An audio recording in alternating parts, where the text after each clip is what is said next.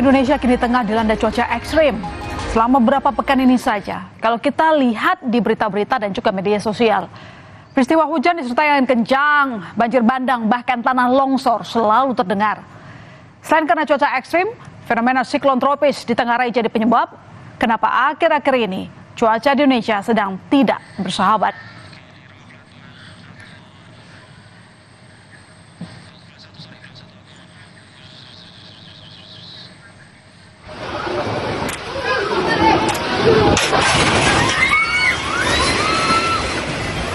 Ya, suasana ngabuburit di Pasar Ramadan Getas Gunung Kidul, Yogyakarta pada Kamis kemarin seketika jadi mencekam.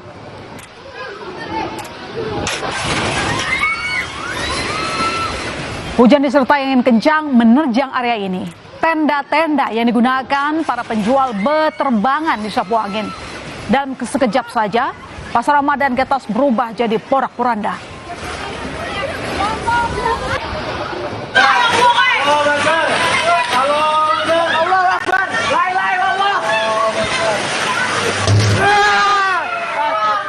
Masih di Gunung Kidul, angin kencang juga membuat pohon-pohon tumbang. Salah satunya yang direkam warga ini.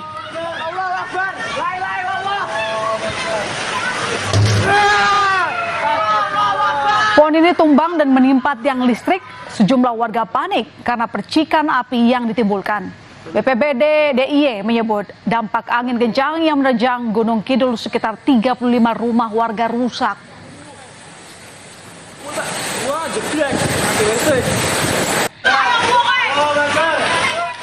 Hujan dengan intensitas tinggi disertai angin kencang juga menerjang kawasan Pelabuhan Merak, Kota Cilegon, Banten pada Jumat dini hari.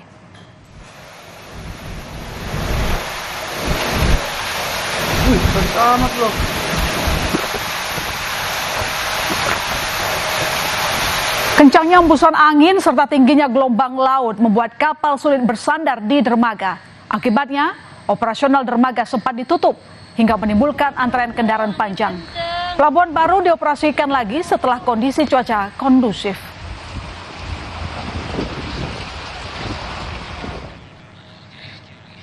Meski Pelabuhan Merak sudah kembali beroperasi, proses bongkar muat kapal masih terganggu. Tampak antrean panjang truk logistik dan bus akibat kapal yang akan digunakan kesulitan bersandar karena masih tingginya gelombang laut.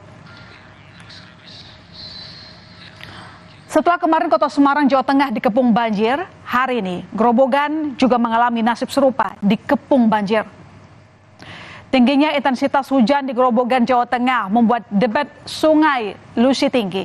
Akibatnya, tanggul penahanan di 2 titik desa Bogel jebol karena tak mampu menahan air. Tepatnya di wilayah RT 2 RW 4 Desa Bugel, Kecamatan Godong. Ya, kalau sudah begini, efek dominonya adalah permukiman warga yang terendam banjir.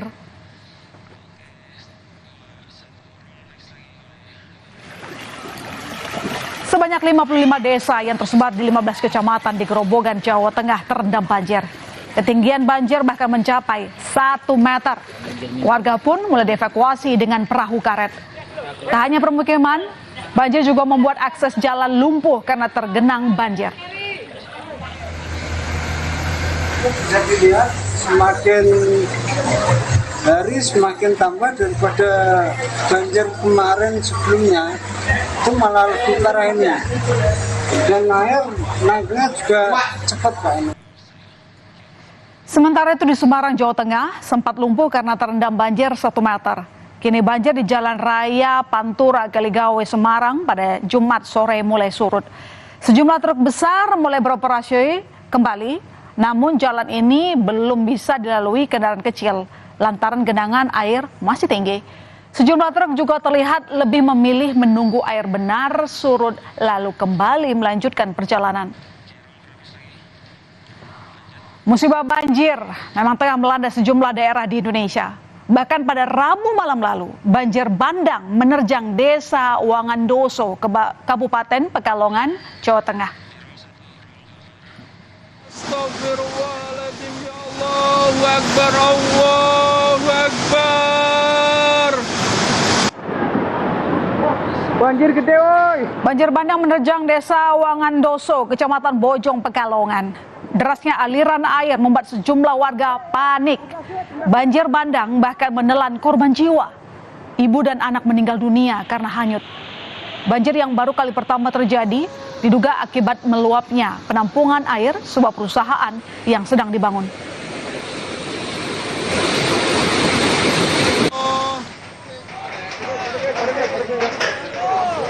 Di Subang, Jawa Barat, puting beliung menerjang 3 desa di Kecamatan Belanakan pada Rabu malam saat warga sedang sholat tarawih.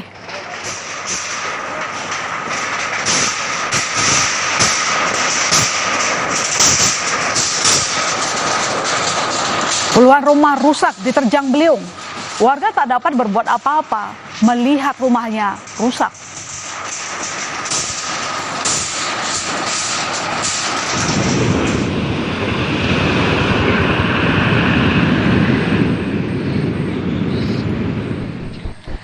Tak hanya membuat intensitas hujan semakin tinggi, badai siklon tropis juga berdampak pada gelombang pasang laut.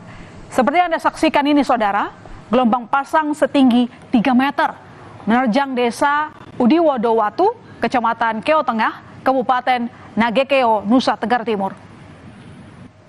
Kondisi warung Kaneri hancur. Gelombang ini naik hingga ke pesisir sejauh 15 meter, merusak kios dan perahu nelayan. Bahkan parahnya hingga memutus jalan penghubung antar desa di 2 kecamatan.